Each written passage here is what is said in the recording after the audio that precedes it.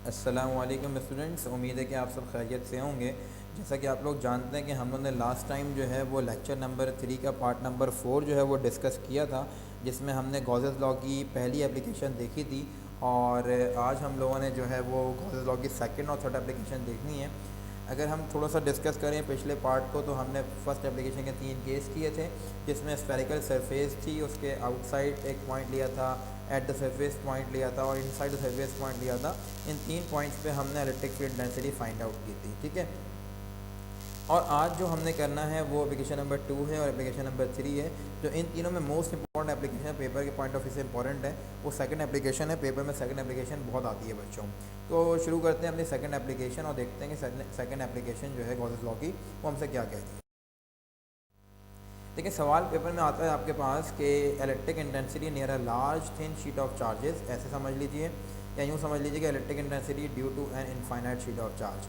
आपके पास एक शीट चार्ज की शीट है, यानी कि चार्ज शीट है, ठीक है। उसमें उसकी वजह से जो इलेक्ट्रिक फील्ड इंटेंसिटी प्रोड्यूस हो रही है, और उसी के नियर हम बेसिकली इलेक्ट्रिक फील्ड इंटेंसिटी जो है वो फाइंड आउट करना चाहते हैं। जो शीट की वजह से प्रोड्यूस हो रही है उसके बहुत करीब ही हम जो है वो फाइंड आउट करना चाहते हैं इलेक्ट्रिक फील्ड इंटेंसिटी, ठीक है।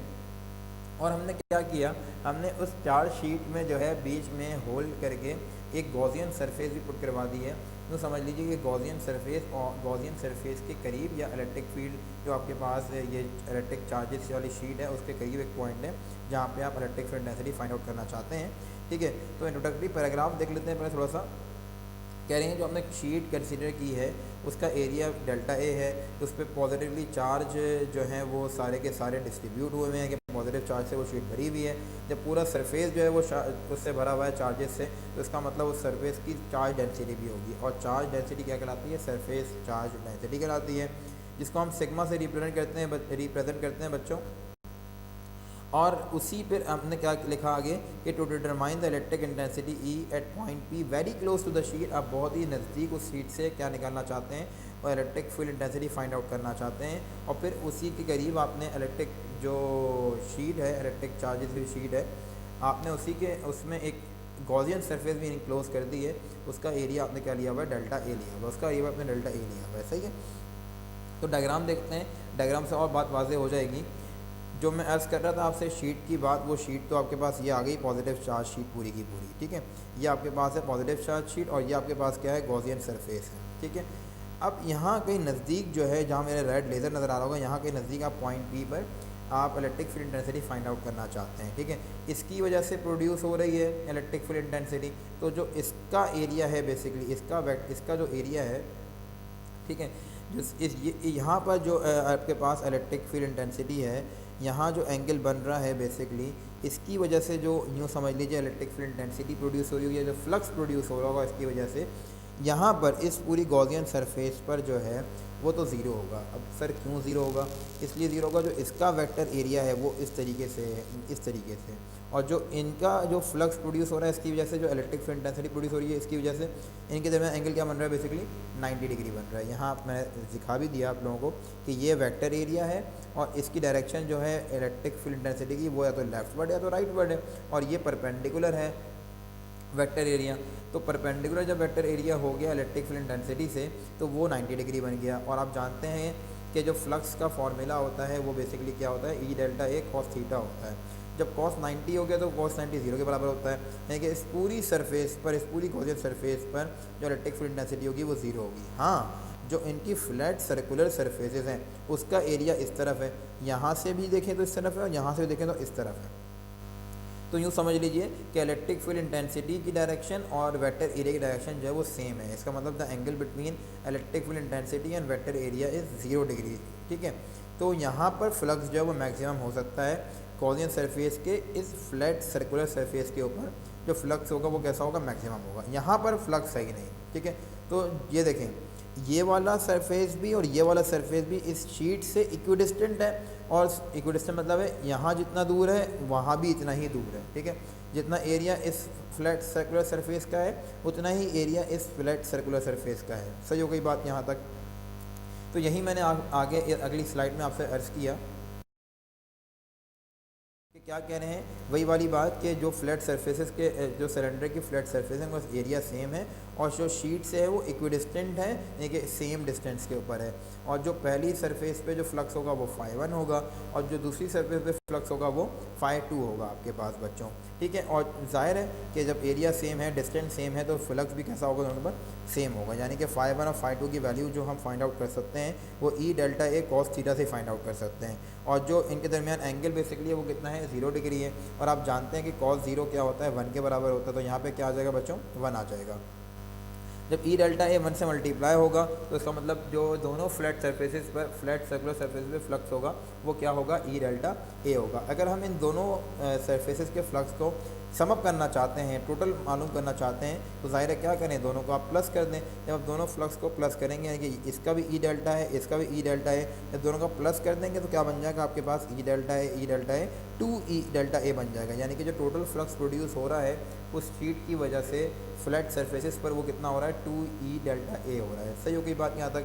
अब ऐसा तो हो नहीं सकता कि हम जो है वो गॉसेस लॉ के एप्लीकेशंस पढ़ रहे हों और उसी का इस्तेमाल ना करें, तो ये नामुमकिन सी बात है। हम क्या लिखेंगे, और अकॉर्डिंग टू गॉसेस लॉ के मुताबिक फ्लक्स का फॉर्मूला क्या होता है बच्चों, Q अपॉन एप्सिलॉन नॉट होता है। ठीक है, अब जो सरफेस चार्ज डेंसिटी है उस थिन शीट की, थिन इनफाइनाइट शीट की, आप जानते हैं डेंसिटी का फॉर्मूला, सरफेस चार्ज डेंसिटी का फॉर्मूला होता है चार्ज ओवर एरिया। अब मैंने सरफेस चार्ज डेंसिटी का ताल्लुक क्यों लगाया यहाँ पर, क्योंकि मुझे Q की वैल्यू चाहिए वहाँ से। कैसे चाहिए, आइए नेक्स्ट स्लाइड में देखते हैं। देखिए बच्चों, आपसे कह रहे हैं कि सरफेस चार्ज डेंसिटी जो होगी वो क्या होती है, चार्जेस ओवर एरिया होता है। ठीक है, मुझे चार्जेस की वैल्यू चाहिए, वेक्टर एरिया पे डिवाइड हो रहा है, मतलब कि क्या हो जाएगा, मल्टीप्लाई। तो फॉर्मूला क्या बन जाएगा, Q is equals to surface charge density into vector area. आपने क्या किया, पूरी वैल्यू उठाई और गॉसेस लॉ के फॉर्मूले में पुट करवा दी। गॉसेस लॉ का फॉर्मूला क्या होता है, Q अपॉन एप्सिलॉन नॉट होता है। तो क्या बन जाएगा बेटा, phi is equals to Q की जगह क्या आ गया, ये Q की वैल्यू आ गई और एप्सिलॉन नॉट नीचे रह गया। तो इक्वेशन 1 बनी थी वो भी फाई के इक्वल थी, जो इक्वेशन 2 बनी है वो भी फाई के इक्वल है। When two equations are equal to the same variable then we are suppose to compare them. तो हमने क्या कर लिया, दोनों को कंपेयर कर लिया। तो दोनों को कंपेयर कर लिया तो क्या बन गया, 2 E delta A is equals to 1 over epsilon not into sigma delta A. दोनों तरफ वेक्टर एरिया मौजूद है, आपने वेक्टर एरिया को कैंसिल कर दिया।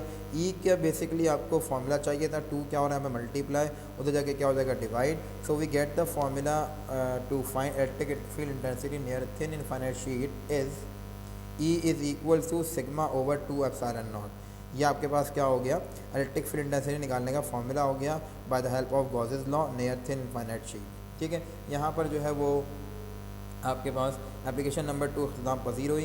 कोई सवाल कोई स्टेप हो बेटा तो मुझसे पूछ लीजिएगा आप लोग। अब हम जा रहे हैं एप्लीकेशन नंबर 3 के ऊपर, आसान सी है। एप्लीकेशन नंबर 2 पेपर में बहुत आती है तो इसकी प्रैक्टिस ज़्यादा कीजिएगा। अच्छा बच्चों, देखते हैं एप्लीकेशन नंबर 3 हमसे क्या कह रही है। एप्लीकेशन नंबर 3 में आपसे कह रहे हैं electric intensity between 2 oppositely charge plates. 2 plates हैं, वहाँ सिर्फ एक प्लेट थी आपके पास, पॉजिटिव प्लेट थी। ठीक है, और दूसरा गॉसियन सरफेस था। यहाँ पर आपके पास जो है 2 प्लेट्स हैं, एक पॉजिटिव प्लेट है और एक नेगेटिव प्लेट है। उसके दरमियान पर आप जो हैं वो electric field intensity find out करना चाहते हैं। ठीक है, अब देखते हैं कि आप थोड़ा सा जो है इंट्रोडक्टरी पैराग्राफ लिखते हैं। जाहिर सी बात है हर डेरिवेशन के स्टार्ट में, तो यहाँ भी हमने लिखा है, कह रहे हैं 2 आपने मेटल प्लेट्स ली और बहुत ही कम डिस्टेंस पर वो प्लेट्स हैं, क्योंकि जितने कम डिस्टेंस पर होंगी उतनी इलेक्ट्रिक फील्ड इंटेंसिटी अच्छी होगी। ठीक है, एक जो है पॉजिटिवली चार्ज है, जब जो पॉजिटिवली चार्ज है उस पर जो सरफेस चार्ज डेंसिटी है वो भी पॉजिटिव होगी। दूसरी जो है वो नेगेटिवली चार्ज है, उसकी जो सरफेस चार्ज डेंसिटी होगी वो कैसी होगी बेटा, नेगेटिव होगी। आपने पॉइंट भी कंसीडर किया हुआ है उन प्लेट्स के दरमियान। ठीक है, वे दिस, अगर फॉर एग्जांपल ये प्लेट्स जो हैं वो इनफाइनाइट शीट की तरह बिहेव करें तो उनकी इलेक्ट्रिक फील्ड इंटेंसिटी क्या होनी चाहिए, अभी हम पढ़कर आए हैं। क्या होता है formula, E is equal to sigma upon 2 epsilon naught. ठीक है, जो पॉजिटिव थिन शीट होगी उसकी हो जाएगी plus sigma upon 2 epsilon not, यानी कि पॉजिटिव इलेक्ट्रिक फील्ड इंटेंसिटी होगी, और जो नेगेटिव चार्ज वाली प्लेट है उसकी नेगेटिव इलेक्ट्रिक फील्ड इंटेंसिटी होगी और नेगेटिव सरफेस चार्ज डेंसिटी भी होगी। कहने का मकसद कुछ यूँ है कि ये बन जाएगी तुम्हारे पास पॉजिटिव शीट की इलेक्ट्रिक फील्ड इंटेंसिटी और ये बन जाएगी तुम्हारे पास नेगेटिव शीट की इलेक्ट्रिक फील्ड इंटेंसिटी। अब मैं, क्योंकि पॉइंट तो बीच में, ज़ाहिर है दोनों का नेट वैल्यू चाहिए होगी, मुझे नेट इलेक्ट्रिक फील्ड चाहिए होगी।